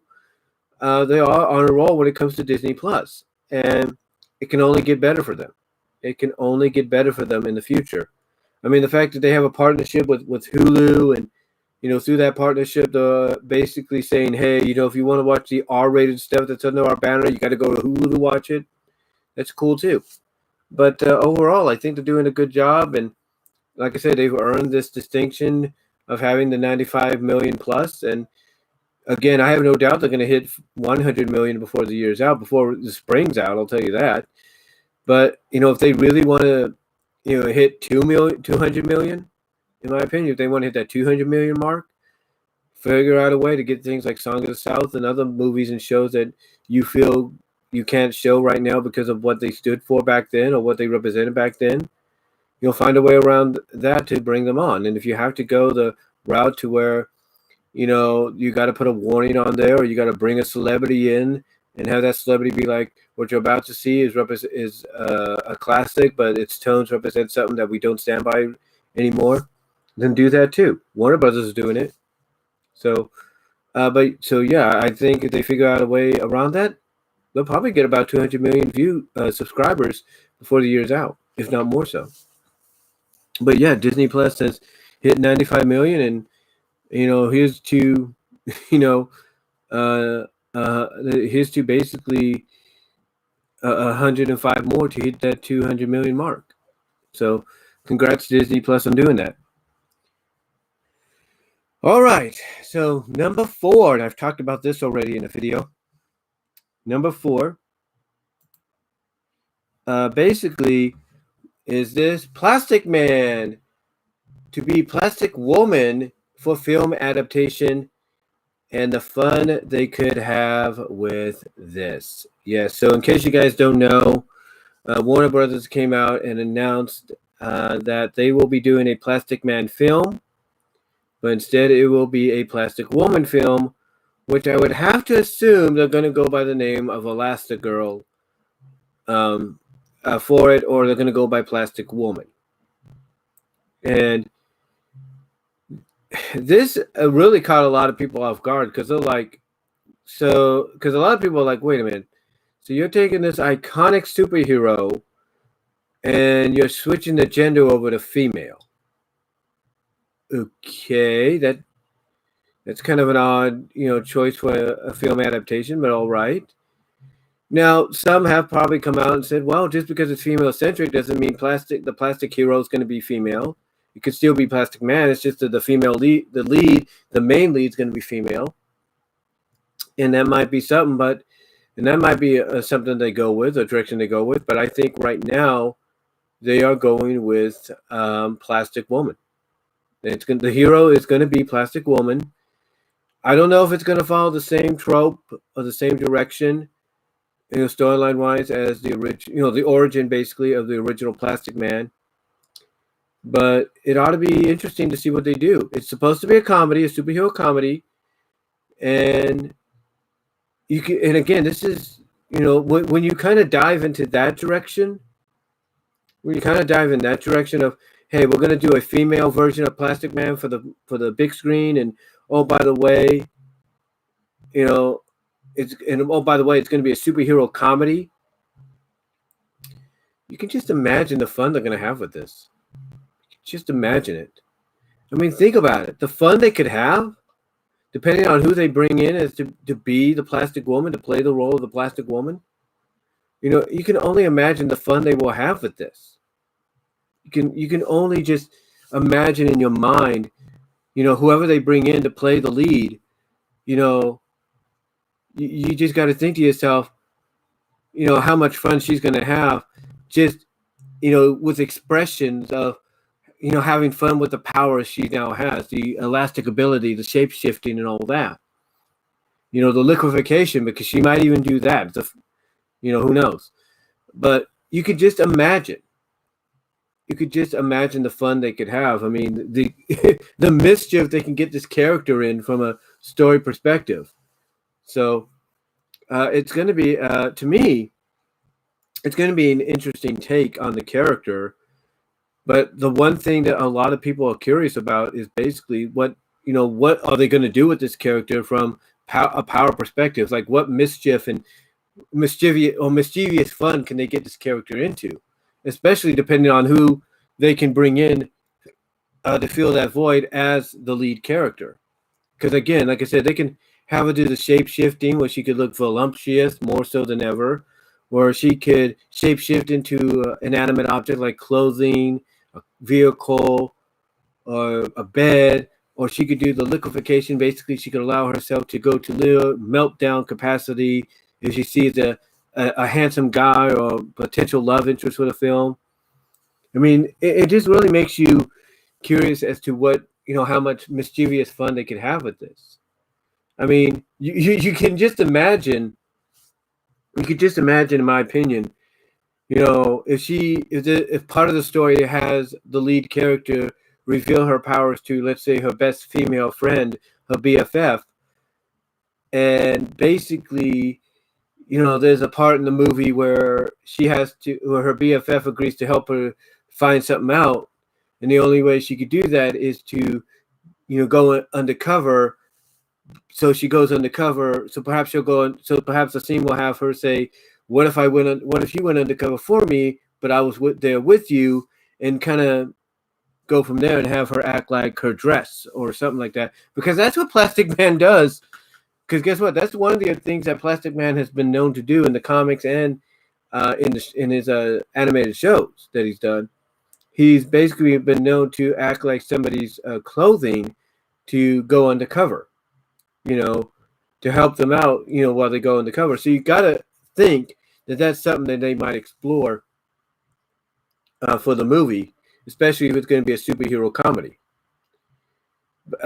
And again, this falls in line to, you just got to think about, the fun they could have, with this, as they build this movie up to be released in the near future. But yeah, Plastic Man to be Plastic-Woman for a film adaptation. Again, the fun, you can only imagine the fun that they will basically, run with, or they try to come up with mischievous wise for the character when it comes to this film, especially if it's going to be a superhero comedy similar to what we had with Shazam. So, let the speculation begin. Let me ask you this, guys.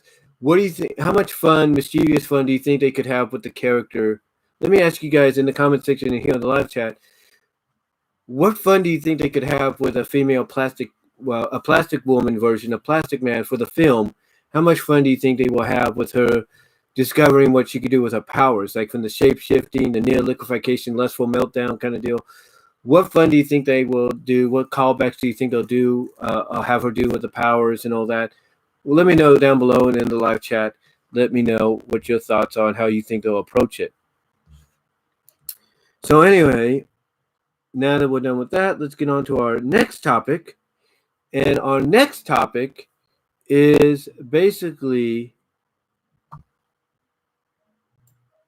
something that was reported on the news today. Again, depending on whether or not you believe the news. And that is, why are COVID vaccines rolling out slowly, or are they? And I put that at the end because, believe it or not, there will be those that will feel that there is a conspiracy going on with the fact that when the vaccines started to roll out, they were rolling out at a rapid pace. But now all of a sudden, you're starting to see a slowness in the distribution of the vaccines. Now, both companies that are distributing this vaccine, are saying that they are picking up the pace. They are doing the best they can. One is saying that they're going to have more out very soon. One is saying that they're doing the same thing. You got other companies like Johnson and Johnson and all of them, getting their vaccines FDA approved. So it makes you really curious as to exactly, what's going on here. Why are they slowing down? Is it because they're running short? Is it because all of a sudden you've had a rush of people that want to get the vaccinations done with, get vaccinated so they can get on to normalcy? What's going on? But then you have to ask yourself, but then if you're a conspiracist, and this is why I put the question of, or are they, at the end of this topic, you have to wonder whether or not the slowdown is being done on purpose. Now, I don't think it is. Honestly, I'll be truthful with you. I don't think it is. I think it's because honestly, what's going on is a lot of states are getting ahead of schedule with the vaccinations of the people that want to get vaccinated, or basically will be vaccinated, or basically recommended to get vaccinated. I understand that some states are getting ahead of schedule, so that's throwing off, the distributors, the companies that are distributing the vaccinations and all that. It's throwing them off. It's kind of throwing them off schedule. So I can understand that if some states are getting ahead of schedule when it comes to it, and that's the supply is running low. But there are those, and this is why I put the "are they" portion at the end of the topic. There are those that feel it's a conspiracy. There are those that feel that the only reason we're slowing down now is it's all part of a plan. It's all part of the Biden-Harris plan to hold us hostage, to basically show the true colors that they don't really give a darn about any of us. And as I've said before, everybody has a right to their opinion. And if there are those out there that believe that the slowdown is being done on purpose so that they can lock us down even longer or keep us from having our freedom, then that's fine. I don't think that's the case. I don't think that's the case because you know why? Too many eyeballs are on what's going on right now. Too many eyeballs are on Harris. Too many eyeballs are on Biden. Too many eyeballs on the Democrats. Too many eyeballs on the Republicans. Too many eyeballs are on the Pulitzer and Maradose, or whatever the names of the vaccines are, or distributors of the vaccines right now, the two known for right now. Too many eyeballs on them. Too many eyeballs on the CDC. Too many eyeballs on the World Health Organization. Too many eyeballs are on them, so they know they can't screw up. They can't do anything suspicious, which is why I tend to believe that what's going on is a lot of states are getting ahead of schedule with vaccinations, which is why, there's a bit of a short supply right now, a temporary short supply, in my opinion, because of the fact that a lot of states are ahead of schedule, and it's throwing off, the distributing of these vaccines by the respected companies in pharmaceutical companies. It's throwing them off as well. Throwing them off schedule. So that's why I believe it's slowing down. Why they're rolling out slowly now, because a lot of states are getting ahead of schedule when it comes to the vaccinations, and it's throwing off Pulitzer and Mendoza, whatever the name is. It's throwing them off from a distributing schedule perspective, which is why there's a slowdown. It's a small slowdown, but it's a slowdown. Now, again, I know some people, and again, this is why I put the thing at the end of, or are they, at the end of the topic. There are those that, as I said, are going to find conspiracy. Some are going to say, oh, well, isn't it ironic during the week of the second impeachment trial that all of a sudden we have a slowdown? Gee, I wonder what the coincidence could be. And again, like I said, people have the right to their opinion. But I tend to believe that what it is it's basically a lot of states are getting, ahead on schedule when it comes to vaccinations, and it's causing kind of a disruption with the distributing by the two companies that right now are in the limelight because of the vaccines being supplied. It's causing them to get behind on schedule and kind of have to slow down to make sure they distribute enough out there to reach the goal by March, which some people are saying is unrealistic, and some are saying they are not. It is not unrealistic, if you know what I mean. But yeah, I tend to believe it's because a lot of states, like my state's trying to get ahead of schedule. I know Florida's getting ahead of schedule. Texas is getting ahead of schedule. Places like that, I think, where you have the most population so far of people that want to get out of this, get back to normal. I don't think it'll be a long slowdown. I think it's very temporary,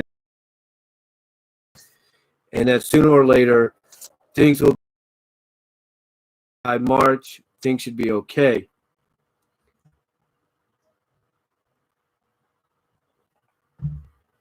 But anyway, with that said, I think we'll be fine. We don't have to worry about it, and I believe truly that they will reach their goal, no matter what news medias or other people want to say. I think they will reach their goals sooner than later. I know some people, they'll listen to some of these reports and they'll be like, "Well, this person sounded very, weird, or sounded, kind of off a little bit, and didn't answer the questions that they were asked, straight up." And true, that is a fact. There were some people that tried to avoid a question. I will admit that, but I think it's mainly because they're unsure, or mainly because of the fact that there's somebody. Let's be honest, they are somebody that feels that you should take your time, slow it down, like. They want to slow it down because they want to keep us going at this because, no offense, they might be germophobic. Who knows? But anyway, though, I think the slowdown is only very short and temporary, and that the vaccinations will continue rapidly on in the next few weeks, if not the next week or so. But anyway, with that said, let's move on to our next topic. And our next topic is one that, dropped today, as far as I know. And that is the 2021 My Little Pony movie, which is supposed to lead into Generation 5 of the My Little Pony series, which takes place in the same continuity, the same world as G4, Friendship is Magic, but many years later. The 2021 MLP movie is to be Netflix bound in September. Yes. It's ironic that I talked about this in my last Topics on My Mind on Wednesday, when I asked the question of whether or not it will be theatrical bound, VOD bound, or a combination of both, basically simultaneously theater and VOD. Well, as of right now, although things could change, as of right now, the 2021 MLP movie is going to be Netflix bound. That's right. So basically, instead of heading to the theaters or having to pay money for it, well, you got to pay a monthly subscription to Netflix anyway, you will be watching it on Netflix when it comes out. Now, people are probably asking and wondering why this happened. And I think it has to do with the fact that despite the fact that the 2017 movie was a success, it made back more than what it took to create it, at the box office. Basically, I think, honestly, despite the fact, like I said, that the 2017 movie was a success, it made back its budget, if not more so, at the box office. I think this was probably expected because we have yet to see a trailer. We have yet to see any teaser, any promotional images, and the movie comes out in September. So that should have been a telltale sign of, yeah, something's up. Something's up, that either it's going to be delayed to 2022, or it's going to direct-to-video, VOD, or it's going to a streaming service, and basically the latter was the choice of distributing for Paramount, for Paramount Hasbro when it comes to the movie, and that is Netflix. Now, is it disappointing that this is happening this way? Kind of. But I think, honestly, from a business perspective, a business promotional perspective, even though we won't see it on the big screen unless you have a projector or you have one of those 80-inch 4K, 8K screens, if you will, Um, from a promotional business perspective, especially if you're going to use it to lead into a new series, I think this is the best direction to go in. One, because the last time they tried doing this, where they would do a My Little Pony movie on the big screen that led into a series, it was in 1986. And despite the fact that they had two primetime specials before that, in what was it, 84 and 85, or 83 and 85, or something like that, 83, 84. Despite that, there was no other promotions, there were no other animations, and then the movie came out, and that led us into the series. And the first 5 episodes were just a continuation of the movie's story, but serving as the movie sequel. So it did, and box office wise, it didn't really help out, because it's like, to a lot of people, all you were doing was using this movie to create a series. Now, we've seen that recently. I'm not going to deny that. We've seen that recently with the likes of Wonder Park and all them. We've seen that. But back then, it proved to be a disaster for Hasbro when they did it then. So if they were good, so I'm guessing a lot of factors came into play. One, of course, the pandemic. The fact that even though we probably more than likely will have theaters open by then and be on the very, very, very, very, very, very tail end of the pandemic, basically mostly be out of it.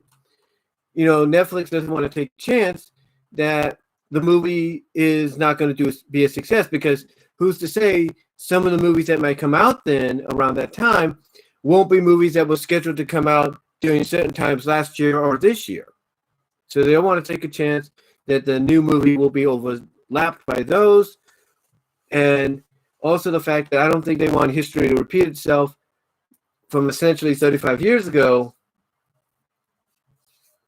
where basically, they tried to, they tried to use a big screen movie for MLP to, flow into a new animated series, and it backfired. So my guess is what they're doing here is, they're taking that into the equation as well, and realizing, what, the best solution right now is we could still do theaters if we want to, very limited, but the best idea right now is just to go with, direct to the homes and direct into the homes with a VOD or streaming, and go from there. And they probably went with Netflix as the most likely distributor for the movie, along with Paramount, because they also have a deal with Netflix where they're showing where they have most of the series, the Friendship is Magic series, on the service, with the exception of season 9, which I think will migrate over to Netflix very soon in the future to help complete it, along with the specials, along with some of the Equestria Girl movies and stuff. They probably realize that Netflix is the best destination for them right now, and probably down the line could be the new home for Generation 5. Yeah, because when you think about it, they could easily have done direct-to-video, direct-to-digital first and then video later on. They could have done that, but instead, what do? They decided, nope, we're going to go with Netflix. And this kind of makes me wonder if Netflix is going to be the home of the new G5 series. It makes me wonder. But yeah, My Little Pony, the movie, the 2021 movie, is heading to Netflix. Again, to me, I think this is a smart move. Pandemic or not, whether we're out of it by then or not, which we should be. Theaters open by then or not, which they should be. I think this is a good move because, like I said, there could be a lot of movies, Big Ten blockbusters, that come out around the same time.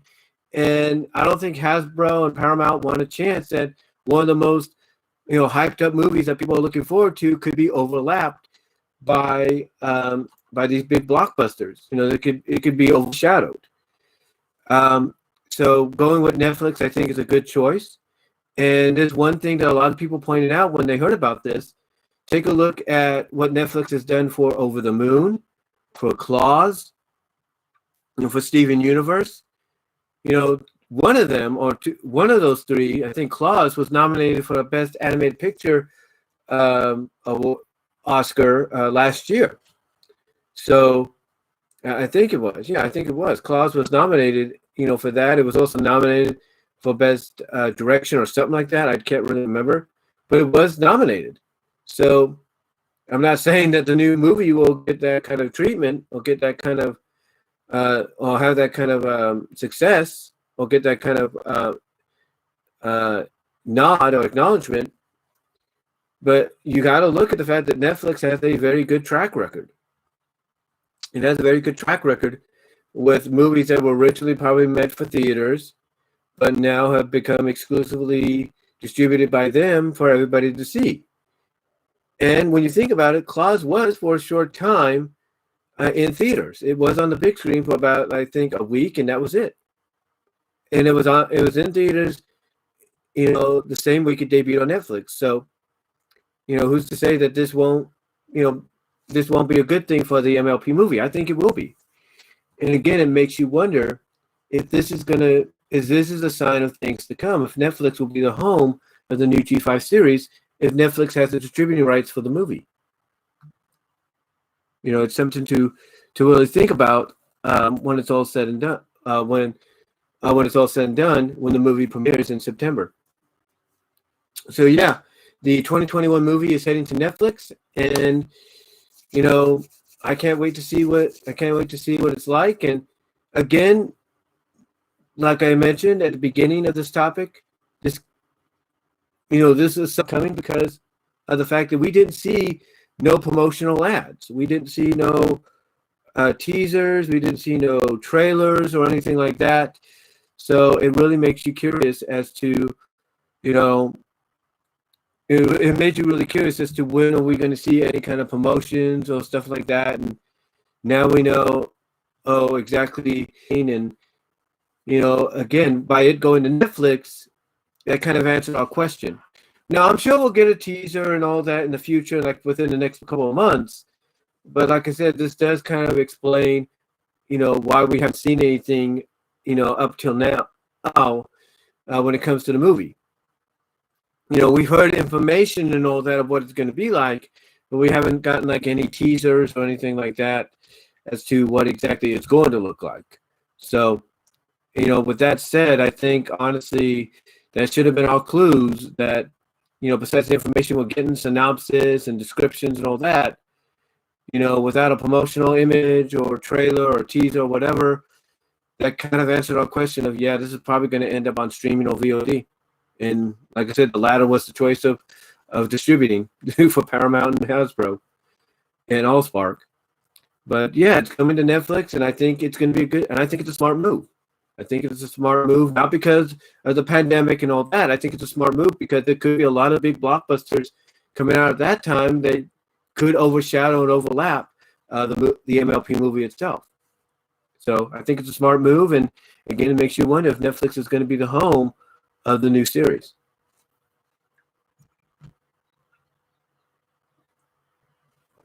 Be right back, guys.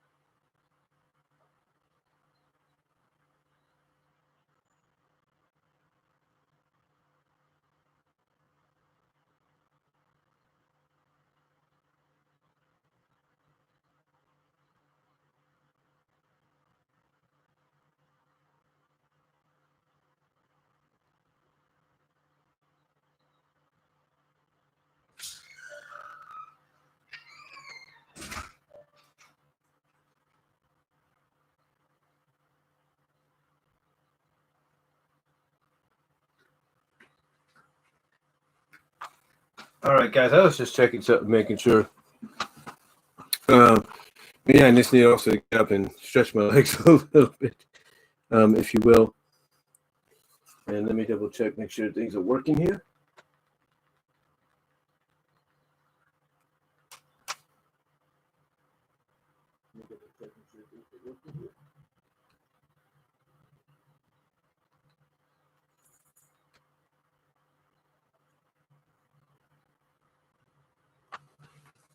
It looks like there's a little bit of a distortion.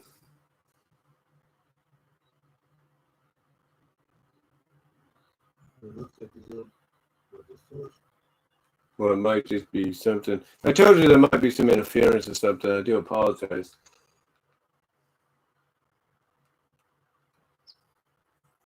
There might be some interference or something. I do apologize.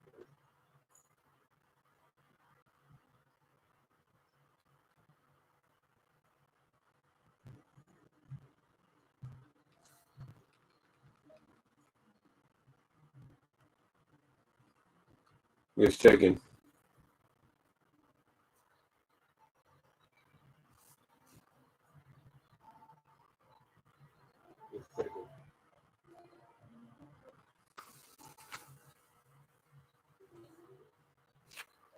Yeah, I look fine here on my computer, so it's probably just it's probably the Wi-Fi or something like that. Like I said, there's some interference going on. Yeah, I look fine here on my computer, so it's probably the Wi-Fi or something like that. I do apologize for that. If you're watching. In fact, let me check something real quickly, guys, before we move on to the next topic here.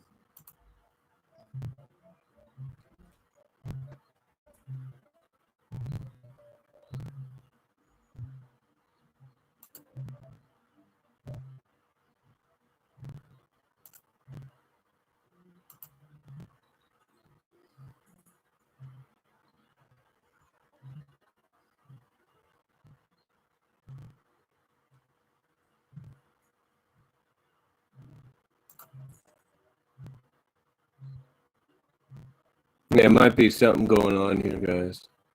Sorry for that.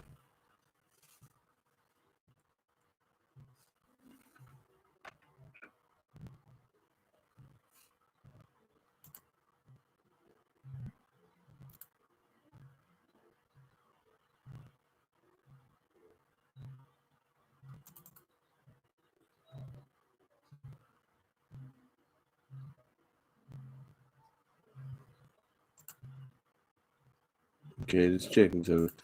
Probably just catching up with itself too. Yeah, but anyway, yeah. So let's get on to our next main topic here. Our next main topic. Hopefully, you guys can hear me and all that when you watch this. I think it's just something going on right now with YouTube, maybe.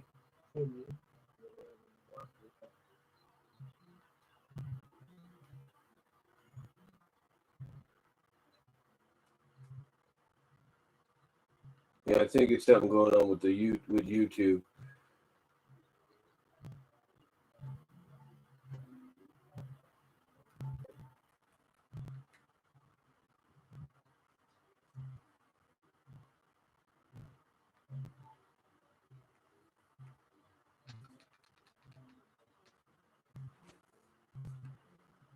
There's something going on with YouTube, so I do apologize, guys. If there's any distortions and all that, I do apologize. Hopefully, it worked itself out throughout this. But I think it's some kind of interference going on.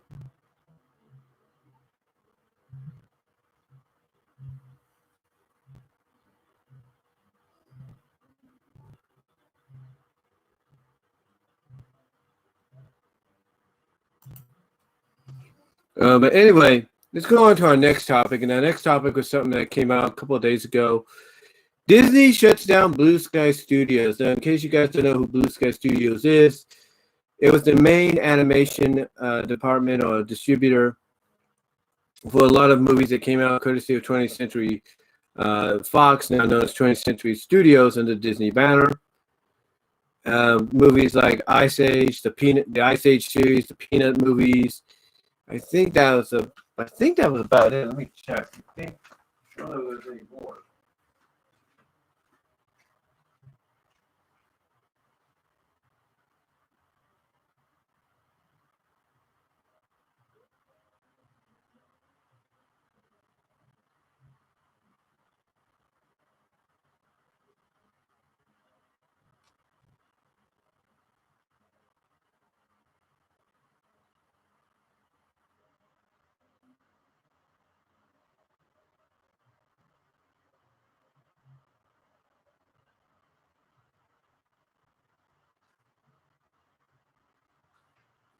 Yeah, basically,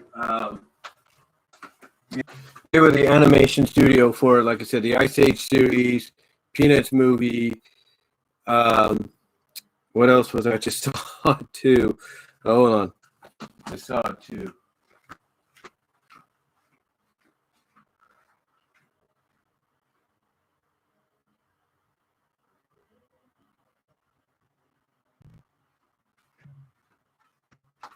Like I said, they were the distributors of the Peanuts movie, the Ice Age movies, the recent Spies in Disguise, as well as the Rio movies, the Rio animated movies. So they were basically the ones behind that, and all that migrated over to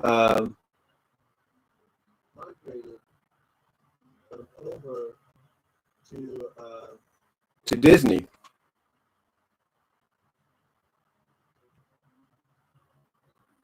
Well, when the distortion happened here on my thing, so let's see, guys, hold on. Where's the cat? Lady in the Tramp. With,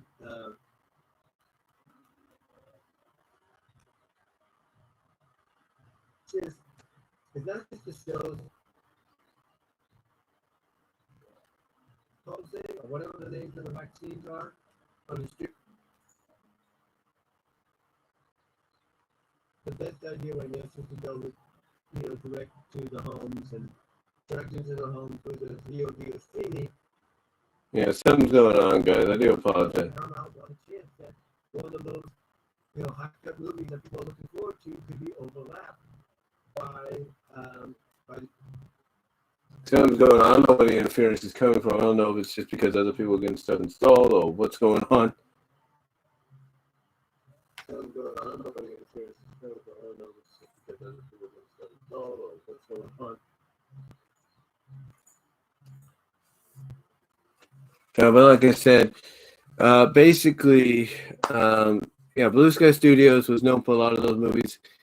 And a lot of those movies migrated over to Disney because Disney had bought, Fox, at least the 20th Century Fox division and Fox Television.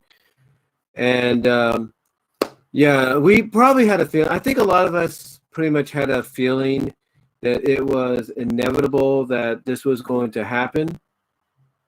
That basically the movie was... I just moved something there. Maybe that's what's causing the interference. I don't know. Just moving my Seagate driver out. So see if maybe that's helping.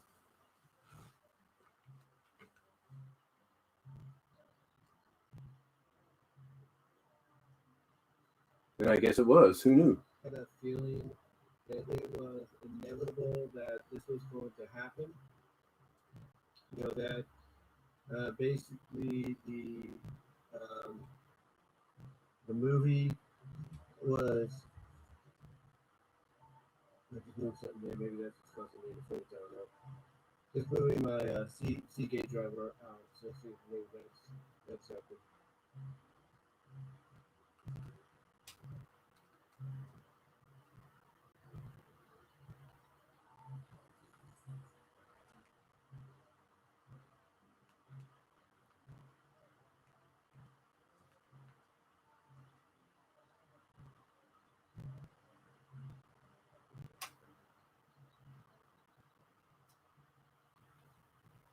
Yeah, I guess it might have helped a little bit.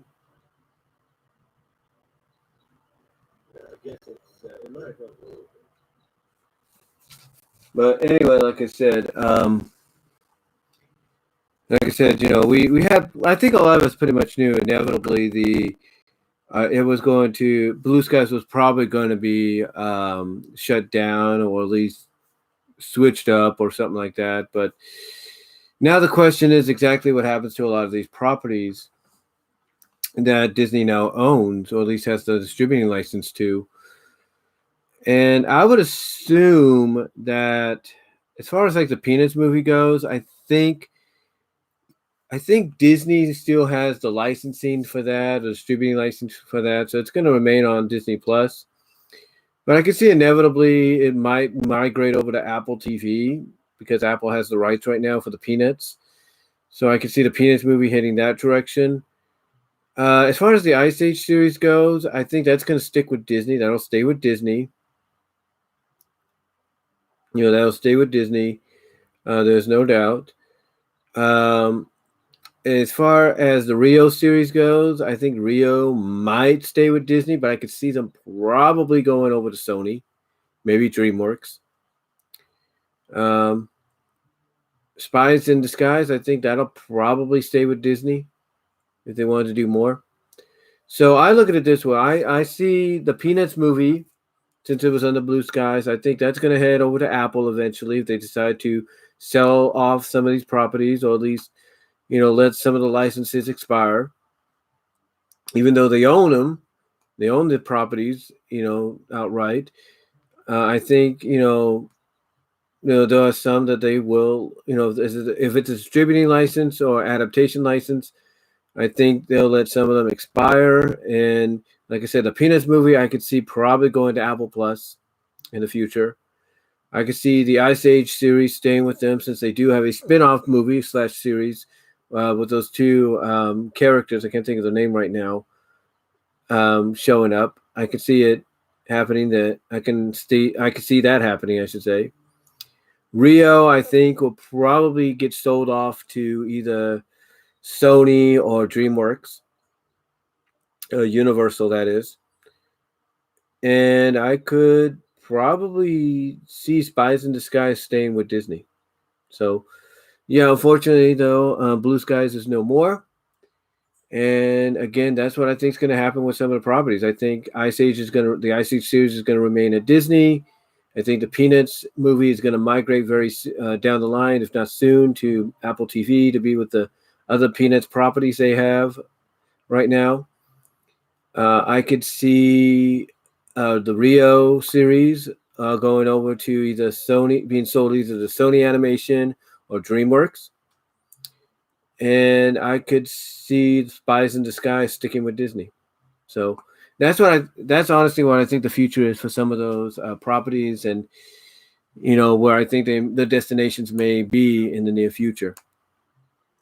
So with that said, let's move on to our last and final main topic today, our eighth and final one, and that is Street Fighter II: The World Warrior 30th anniversary. Now, I know some people are saying, well, didn't we celebrate the 30th anniversary already? Here's the thing. Street Fighter came out in 1987. That's when the whole franchise began. The 30th anniversary for that was in 2017. World Warrior came out this year. It came out this year in arcades, which was the sequel, Street Fighter II. So Street Fighter II is celebrating its 30th anniversary.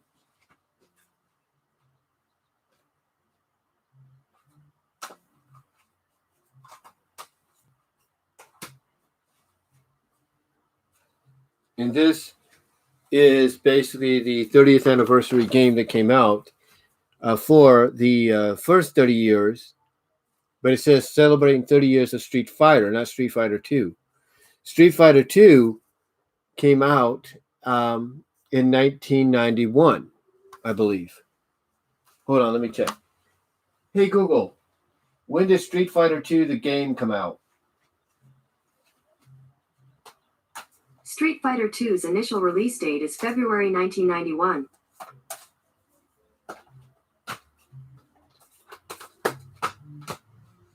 So there you go. 30 years ago, Street Fighter II came out. That's why, when I saw what Pat Contra, a.k.a. Pat the NES Punk, and his co-host of the CU podcast, Ian, were talking about in the video, that's basically what it is. Street Fighter II came out in 1991, and that began a legacy like none other. That basically, it's very rare that a sequel is, well, it's not very rare, but it's rare at times, especially with video games, that a sequel is better than the original. Well, basically, and it improves on it. Well, that's basically what Street Fighter II did. Street Fighter II improved on the original Street Fighter, and more so because basically Street Fighter II as Angry Video Game Nerd said when he was doing a review of Street Fighter 2010, said it went off on its, basically, quote, AVGN, Street Fighter 2 went off on its own tangent by having sequels based around it, like Street Fighter 2, Street Fighter 2 The New Challenges, Street Fighter 2 Turbo, Street Fighter 2 this, that, Super Street Fighter, you name it. It had a peripheral of sequels, and eventually it did morph and move on to give us Street Fighter 3, 4, 5, and now 5. That game is basically taking on a life of its own because now we just got a new DLC character or a new character added in as well. And that's saying something. They basically took what is known as the random slot Condom 11 and said, here, have a shape-shifting morphine jelly character. You know? So, yeah, Street Fighter 2, though, I played that a lot. Can't get enough of it. Really enjoy it. Like I said, just can't get enough of the game. And when it came out, I don't think I have the game itself. Nope, I don't have the game. You know, from a Super Nintendo perspective, I have Mortal Kombat, Ultimate Mortal Kombat, that is, but I don't have Street Fighter 2, the game. I do have it, like I said, in the compilation stuff and all that. So I have played it many times. So, you know, I've had my share.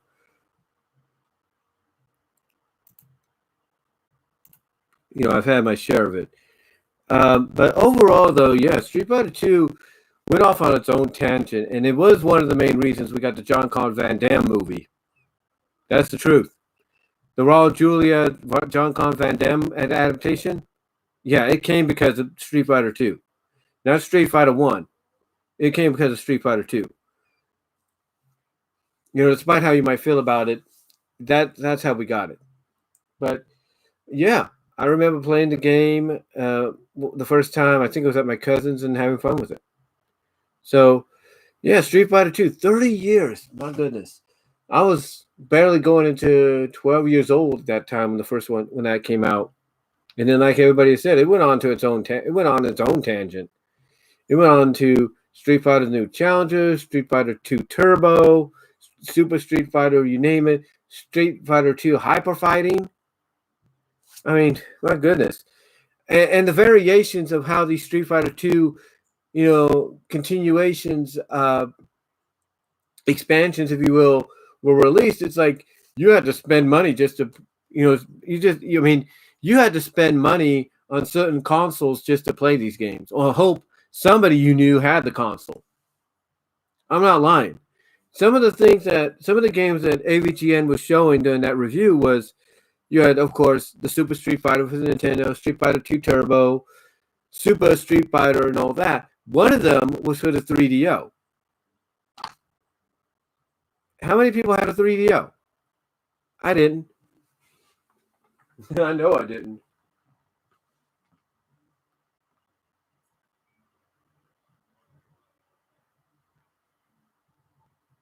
You know, so yeah, you know, you had so many different games. So yeah, you know, you have so many different games.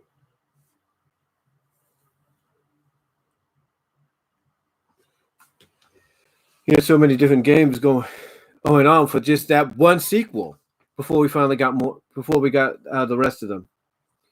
But overall, I'm going to say that I enjoyed Street Fighter 2. I'm happy people are celebrating its 30th anniversary. And again, just the sheer fact.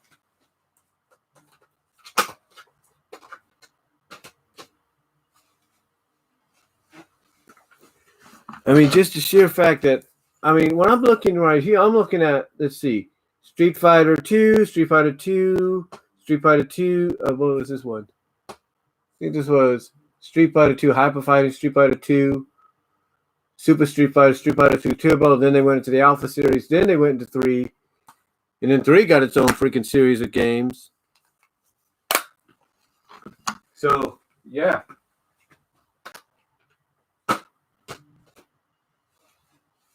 So, yeah, what a legacy. What a legacy Street Fighter 2 has had.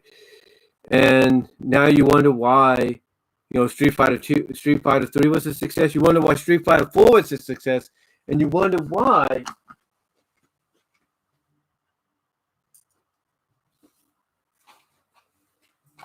Street Fighter 5 is a success and why it's still being expanded on.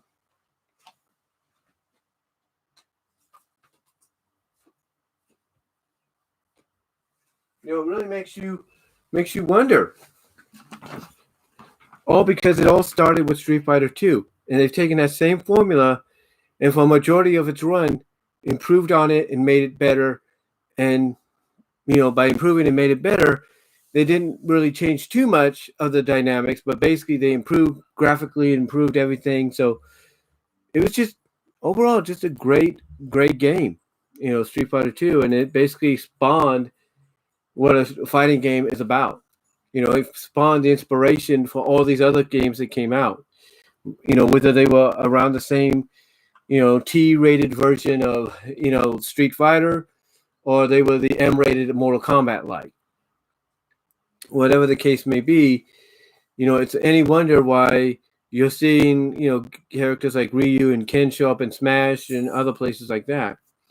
So, yeah, Street Fighter 2, the World Warrior, as it's initially known, celebrating its 30th anniversary, and is the reason we got the Street Fighter legacy we have today. So, yeah, happy 30th to the Street Fighter series at Capcom, and here's to Street Fighter 6 in the near future. And I think we will be getting that soon, especially with the PS5 and the Xbox, Series X, hopefully improving on what they are capable of in the near future. But that's all I'm going to say, though, guys, for today's topics on my mind. Let me know what your thoughts are down below. Comment if you like. I do apologize for a lot of the distortion that has happened briefly during this live stream. Like I said, it might have been some internet interference that occurred. I do apologize for that. Hopefully the next live stream I do in the future won't be so bad. But again, let me know what your thoughts are down below, though, with everything I've talked about here in this Topics on My Mind video today. And that's really all I could say, guys. Again, I will put down descriptions, or put in the description links to my other content, or other places where you can find my content as well. And that's all I'm going to say, guys, for today. Again, I do apologize for some of the abrupt interruptions, the interference, the distortion, the lag, if you will. It had to be either something on YouTube's part, or it had to be some kind of interference around here. I don't know what it was, but I do apologize for that. And hopefully the next stream will be better. But till next time, guys, you take care. God bless. Stay safe. And I will talk to you all later. And I am out. I got to go do some shopping anyway and get some lunch. So I'll talk to you all later. Peace.